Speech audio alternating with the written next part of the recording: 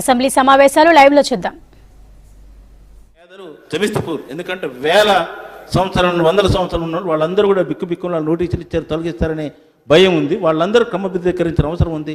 వాళ్ళు ఒక హామీ ఇవ్వాల్సి ఉంది. వాళ్ళకి వాళ్ళు ఉన్న స్థలాలు వాళ్ళకే రెగ్యులర్ చేయాల్సిన అవసరం ఉంది కూడా నేను ప్రభుత్వాన్ని కోరుతున్నట్లనే ట్రాఫిక్ సమస్య కాలినాడుకు వెళ్ళే ప్రయాణికులు ప్రాణభయంతో నడవాల్సిన పరిస్థితి ఏర్పడుతుంది అధ్యక్ష. రోడ్లు అస్తవ్యస్తంగా ఉన్నాయి. కిలోమీటర్ల పొడవు ట్రాఫిక్ సమస్యతో ఇబ్బంది పడుతున్నారు. గమ్యం చేరలేక ప్రజలు చాలా ఇబ్బంది పడుతున్నారు. దాన్ని తక్షణం మెరుగుపరచాల్సిన అవసరం ఉంది. ఎంఎంటీఎస్ రైళ్లు ప్రస్తుతం పలకనామా లింగంపల్లి మీరు నడుస్తున్న ఎంఎంటీఎస్ వల్ల సుమారు 1,00,000 మంది ప్రయాణికులు ఉపయోగపడుద్ది. అట్లనే మేడ్చెల్లు, ఘట్కేసర్, హైటెక్ సిటీ, తెల్లాపూర్, శంషాబాద్ ప్రాంతాలకు 2వ దశ ఎంఎంటీఎస్ రైల్వే నిర్మాణానికి దాదాపు 816 కోట్లు కేటాయించారు. అది 2017 నాటికి పూర్తి చేస్తామన్నారు. 2017 వచ్చింది. అది ఇప్పటివరకు 30% పనులు కూడా జరగలేదు. చాలా నత్త నడుస్తున్నాయి.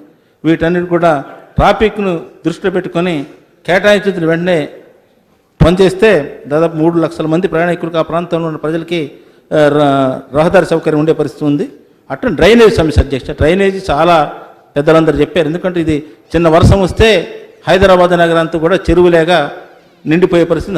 ఎమ్మెల్యే క్వార్టర్స్ చూస్తే అవి మొత్తం మెయిన్ రోడ్డు ఉన్నదే నడవడానికి వీలు లేకుండా చిన్న వర్షం పడితేనే హైదరాబాద్లో 2 రోజులు 3 రోజులు విద్యుత్ అంతరాయం, ప్రజల అసౌకర్యం ఉండే పరిస్థితి. దీని విషయంలో కూడా సరైన పరిస్థితి చూడాల్సిన అవసరం ఉంది.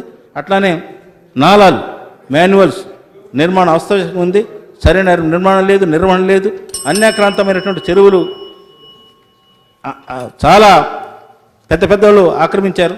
ఈ సమస్య తీవ్రంగా ఉంది. ఈ సమస్య శాశ్వత పరిష్కారం కూడా చేయాల్సిన అవసరం ఉంది. మంచినీటి సమస్య చాలా ముఖ్యమైనది. పేదల కాలనీలకు, శివారు ప్రాంతాలకి నీటి సరఫరా చాలా ఇబ్బందిగా ఉంది. పేదల కాలనీకి వారానికి 1 రోజు మాత్రమే వస్తుంది. అది కూడా ఇస్తే 20,000 లీటర్లు.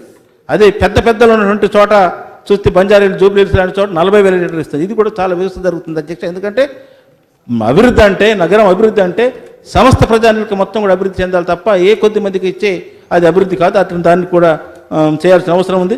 అట్లనే కూరగాయలు మార్కెట్ కానీ, మత్స్య మార్కెట్ కానీ, ఇవన్నీ స్టార్టర్ హౌస్లు కానీ నిర్మాణంగా అధునీకరించాల్సిన అవసరం ఉంది.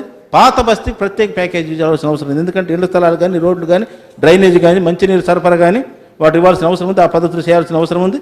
అట్లనే మూసీ నది అధునీకరించాల్సిన అవసరం ఉంది. ఎన్నికల ప్రణాళికలో చెప్పినటువంటి వాటిని ఒక్కటి కూడా అమలు జరగలేదు. వెంటనే అమలు జరపాలని కూడా కోరుతున్నాం. ఇళ్ల నిర్మాణం చేపట్టాలి. అట్లా హైదరాబాద్ నగరం అన్ని ప్రాంతాలకి ఏదైతే స్లమ్ములు 1800 స్లమ్ములు ఉన్నాయో ఆ స్లమ్ములన్నిటి కూడా అధునీకరించాల్సిన అవసరం ఉంది. అవి చేస్తే విశ్వనగరం తప్ప ఏ కొద్ది మందికో, సంపన్నులకో, పెద్దవాళ్ళకి ఇచ్చి కాదు, అందరికీ సంపూర్ణమైనటువంటి డెవలప్మెంట్లో కానీ అసమానతలు లేకుండా ఈ ఏదైతే ఉన్నట్టు పేదల నివాసుల ప్రాంతాలు ఉన్న రెగ్యులర్ చేయాల్సిన అవసరం ఉంది. 125 గజాలు అవి చేయాల్సిన అవసరం ఉంది కూడా ఈ సందర్భం కొత్త. అట్లా ఇంకొన్నటువంటి ఈ ప్రధానమైనటువంటి ఈ రైల్వే లైన్ కానీ ఇవన్నీ కూడా చాలా నత్తన నడుస్తున్నాయి. ఎందుకంటే ఇప్పుడు 30% కూడా పూర్తి కాలేదు. ఇవాళ మెయిన్ రైలు రాకపోకలు ఇబ్బంది చాలా టౌన్లో ప్రజలు కానీ ఇతర ప్రాంతాల నుంచి వచ్చే వాళ్ళకి 1,00,000 మంది ఈరోజు హైదరాబాద్ నగరంలో ట్రాఫిక్ సమస్య చాలా తీవ్రంగా ఉంది.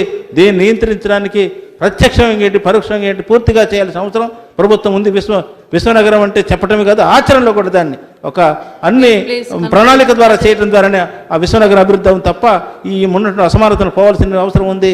దాన్ని కూడా చేయాలని కూడా సిపిఎం పార్టీ తరఫున ప్రభుత్వాన్ని డిమాండ్ చేస్తారు.